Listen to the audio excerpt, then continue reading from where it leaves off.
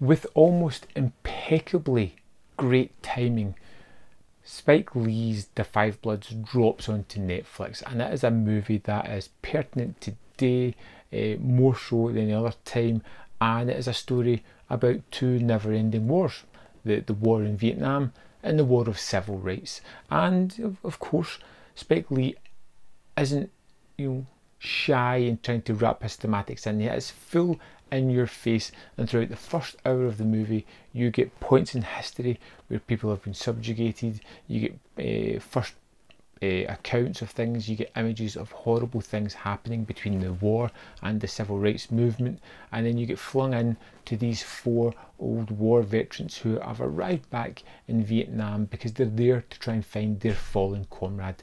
One of them that died in the war. They want to get his bones, take him back and get him a proper burial. And there's a side plot about a massive pot of gold that's there because he discovered it during the war and hid it for safekeeping. And that itself, the whole gold plot, is something that isn't overly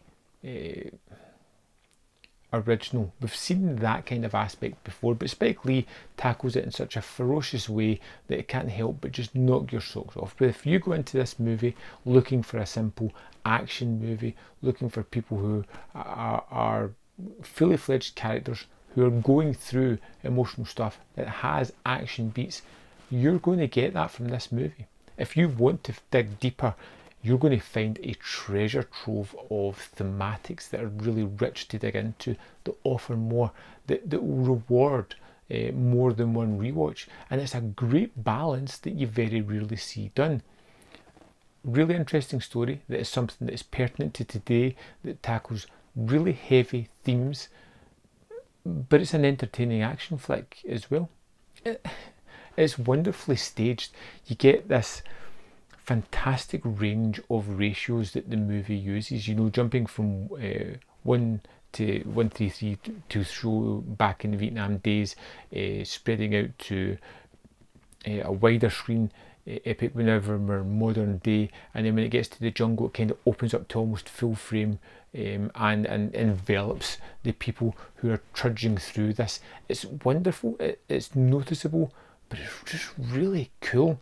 And I like the idea of these characters who've all been affected by past trauma, both civil rights and the Vietnam War, and how they are dealing with this, and how all deep-seated affected them and the people in their life, because one of them has their son that comes along, and it's just stunning. The imagery, the way it's captured on film, looks amazing. The way they use certain film stocks or those ideals to portray a certain idea at a time is great. The way it shows these rolling landscapes of green bush and jungle is just wonderful. The bright lights of the city are tremendous. It is stunning to look at. But there is a real emotion to the characters. You really buy into them. None more so than Delroy Lindo's character, who's really going through something in the movie, who's on the edge, and you see it constantly. He's trying to control himself, but he's quick to the snap. He's hard to contain what he's doing. And it's just wonderfully rich to get into. I think the movie is absolutely fantastic. I think it's a 5 out of 5 treat. I think all the actors are tremendous. I think the story is something that you can go back to again and again. And I think you're going to get different things out of it almost every time. It has thrills, it has action, it has drama, it has deep-seated commentary on the modern standing of today. It has everything rolled into one, and sometimes when you get too many things, one of them can boil over and take control of the movie, but this is extremely well balanced in telling its tale. I thought it was wonderful. I think The Five Bloods is one of the best things that Netflix have ever released.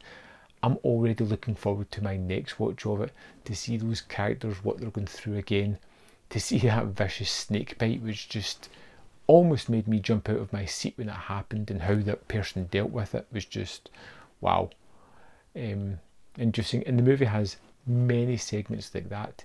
Another little thing that I liked was that the almost mental warfare that was being played by the Vietnamese as they were broadcasting to the GIs back in the day, telling them things that were going to irate them, that were going to put dissension in the ranks, because it was a hot button topic. It's nicely staged.